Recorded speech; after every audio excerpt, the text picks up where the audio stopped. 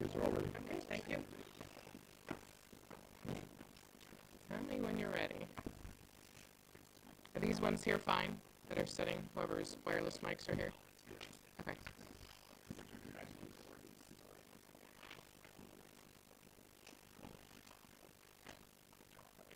You're good? Okay. No worries. Everybody ready? Okay. So good afternoon, everyone. We just wanted to provide a quick update on the enforcement action from the street takeover event that occurred in the city of Cleveland on September 28th and 29th.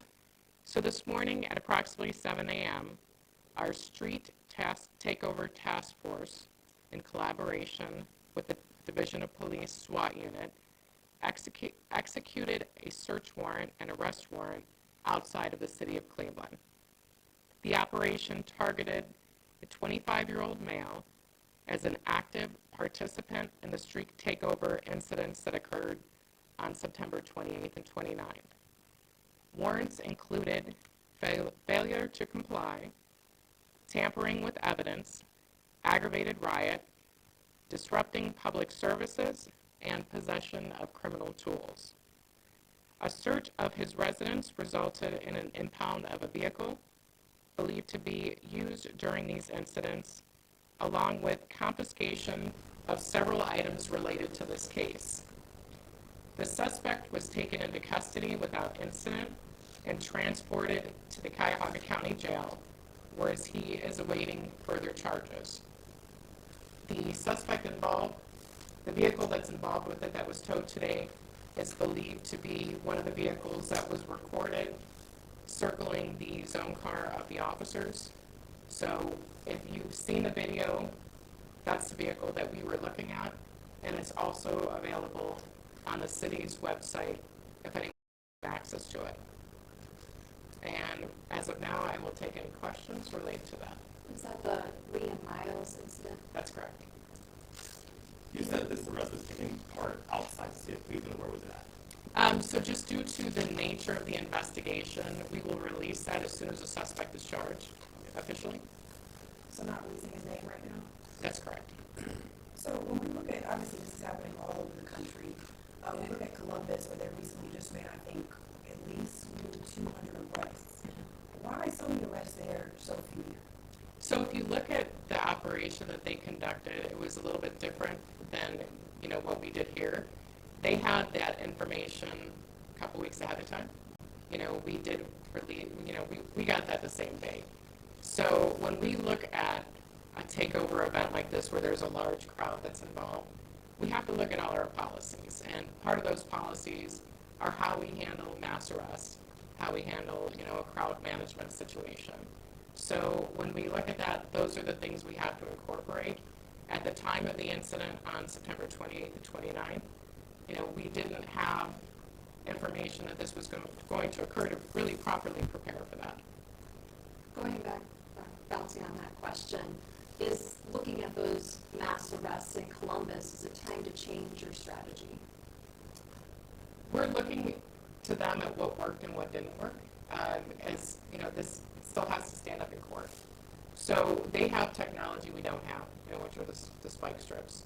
We're looking at, is that something that we will change and implement in the future? We're looking at policies related to that. What are best practices, and what is a safe way to handle these situations? Because you have to also consider some of the bystanders and a lot of the those involved in these situations that we're looking at are between ages 15 to 20. So you're dealing with someone with who's very young, and how do you properly address that? I think Cleveland police that tipped off Columbus police, correct, that was happening? That's correct. How did you guys manage to do that or to know what was coming? Can you share that? So we do look at open media sources for events like this. We're always watching and monitoring for it. Unfortunately, the one that happened here, we got very late. We didn't see that one until it was almost too late. The one in Columbus, we found that on open sources and were able to connect with them and give them the information so that they could properly prepare it. By open sources, you mean social media? Yes. When you talk about the task force itself, what is the demographic? Is it a team of how many people? When did you all start it, and do you all plan on keeping it for years to come? So we started this following the event that took place here, and it's comprised of the Division of Police, State Highway Patrol, the FBI, the Sheriff's Office, the City Prosecutor, the County Prosecutor, and it's a collaboration of everyone of how to best look forward to, prosecuting those involved and also addressing anything that comes up in the future. You were saying earlier the nature of this case. You can't really say what you mean by nature of this case. Are you all still looking for suspects? Yes. So we're actively investigating. As we talked about when we held the first initial press conference on this, we're looking at all levels of prosecution. Everything from the major crimes like we identified today to those that are, minor things for those who are just observers or, participating in, the more passive role, but they were still an active participant in these takeovers. Was this man the driver of that car? We're still trying to determine that, if he in fact was the driver. Now, when we did our interview before September 28th and 29th, you said you were studying what other cities are doing. What have you learned so far? So they're all unique. You have to look at, one of the things we look at with these events that are taking over on public streets and private properties. So there's a big difference there. You have to have, when it's on a private property, you have to have the property owner on board for the prosecution. So we have to make sure that they're an active participant in how we address these situations.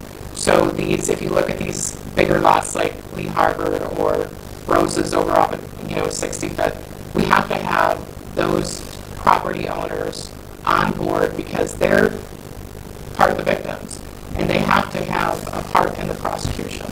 So that the takeover on city streets is a little bit easier for us to address and to hold those accountable, but when you have the private properties, it's a little bit different.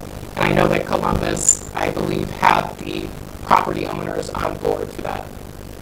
At the end of the day, who is this really affecting? These street takeovers, who is it hurting the most when you see these actions happen on social media?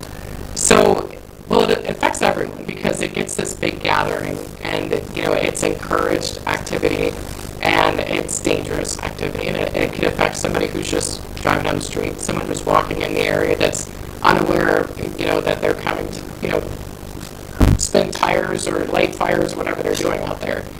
But what we see here are, a little bit distinctive. Some of these are happening in areas that are, not residential areas, and, a lot of people don't even know that they're going on. For the past several weekends, we've had details of officers out there every weekend, Friday, Saturday, and Sunday night, and they're going out and addressing these smaller groups because they still continue to gather. The activity doesn't stop. It doesn't, we still have the local kids that are out here and they're gathering in their vehicles and they're still, showing off in their cars. They're still out there doing these things, just not on that large scale where they're affecting the entire community. But we're still actively going out there every weekend, writing citations, towing vehicles, since this original incident occurred. But our officers, in a larger sense, feel as if they're handcuffed by the consent decree. Had we not been under federal monitoring, would the response on that weekend had been different? So if you look at the majority of our officers, they all started under the consent decree.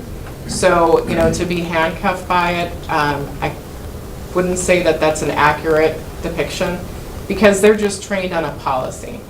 So that the policies we have come from the consent decree, but our policies are very clear on what their actions are. And, when we write these policies, we consider public safety.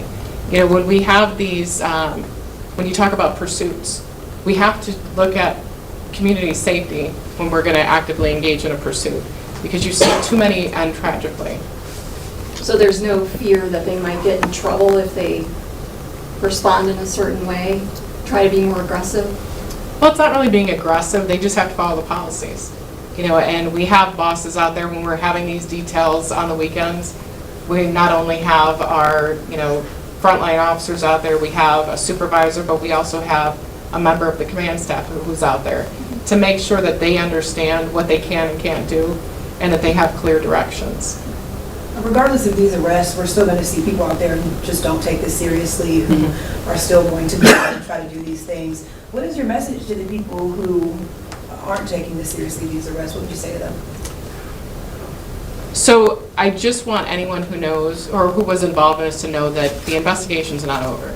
So we're still actively, we have a lot of people that are identified and we're looking at what those charges are.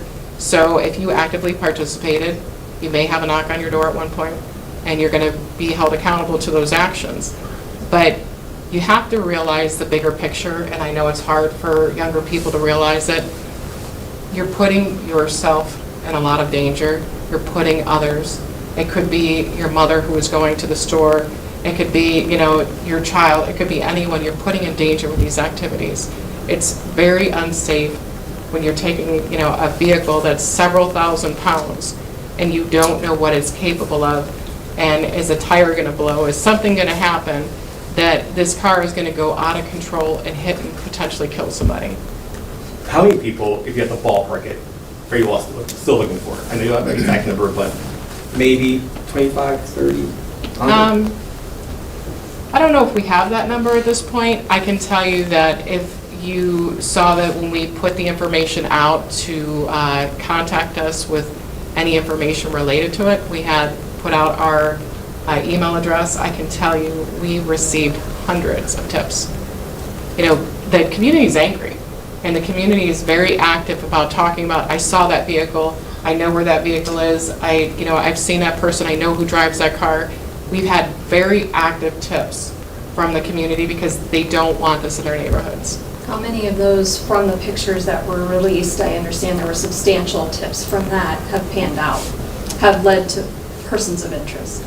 I can tell you that probably the majority of the pictures we released, we've got some type of information from.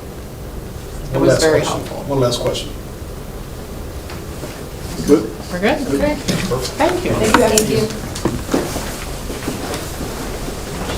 Have a good one. You guys working on a picture of this, not really this, right? Not as big, but